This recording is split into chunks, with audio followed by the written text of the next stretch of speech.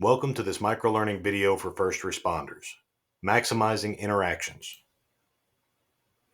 Everyone that you respond to deserves the same level of respect as any other human being.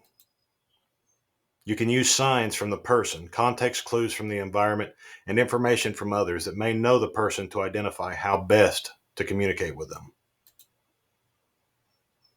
As you begin communicating with them, observe their response to determine if they comprehend what you're trying to communicate. After observing their response, you should be able to determine if modifications to communication are necessary. A person with IDD may not be able to reliably respond to questions for a variety of reasons. Some may respond with only affirmative answers or only negative answers, which may or may not be accurate. Some may repeat the last word or phrase that you stated rather than it being an accurate answer to the question. So here's what you can do. Ask one question at a time. Allow them extra time to process your question and to respond. A lack of response may also indicate that they don't understand what's being communicated to them.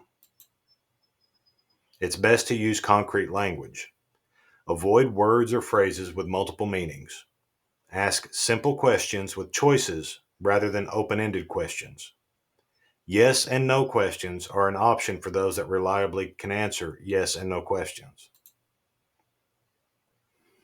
Verbal and nonverbal communication. People with IDD might not make eye contact, pick up on body language cues, understand personal space, or display typical emotional indicators. Instead, they might stand very close, or move far away, or use a different tone, or use a higher or lower voice volume, use slowed or increased rate of speaking. It's best to consistently explain what is happening and what actions you are going to take. A constant narration of what is happening and why it needs to happen will help the person with IDD understand what is expected of them. To learn more and to view all our resources, please visit tn.gov/DIDD.